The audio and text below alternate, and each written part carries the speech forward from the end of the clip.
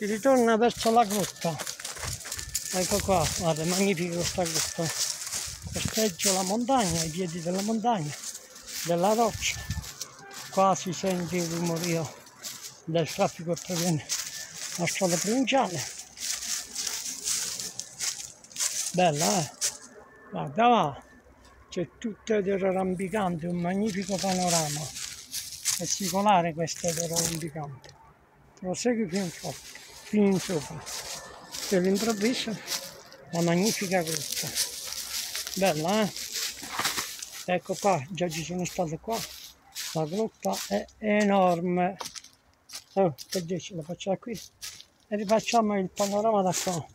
Come al solito, ecco qua, costeggio la grotta e vediamo se si vede da lì sopra. Sì, prontamente devo mettere un pezzo di, ecco qua, un pezzo di pietra. Sì, vediamo dove si vede. Io adesso da qua sopra mantieni questo telefonino. Sì, si mantiene. Allora io vado così.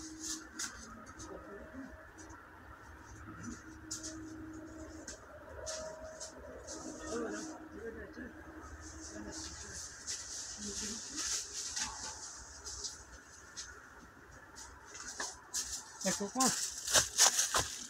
Avete visto l'estensione della grotta? Questo è l'interno e quello da dove provengo. E guardiamo un po' il panorama sopra, l'area circostante. Io adesso, guarda, sembra nascosta ma è estesa. Una magnifica ceppaia di nocciolo. Proseguo qua sotto, qua ci sono tanti tornanti, ecco qui, scavalco qui e vado sotto. Sì, è un bel percorso. Siamo la maggior parte, la flora ci sono molti alberi di ceppai di nocciolo. Questo è l'olmo, ginepro, il muschio. E qua il percorso è più, adesso io scendo, vedi? Sto scendendo, facciamo piano piano.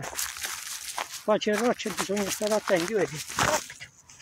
Però queste sono scarpe che hanno la presa, mantengono.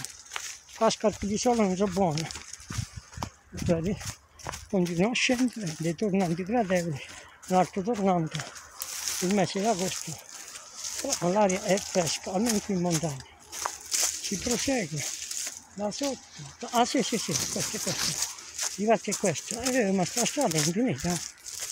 Cammina, c'era stato un'altra volta, però quando la si rifrequenta il nostro cervello memorizza e acquisisce più cose. La sotto, oh, guarda che bei tornanti, oh. Andiamo.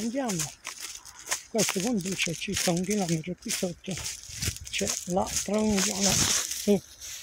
Vedi all'improvviso una spina, vedi, io l'ho sentita e mi sono subito fermato, di stillo.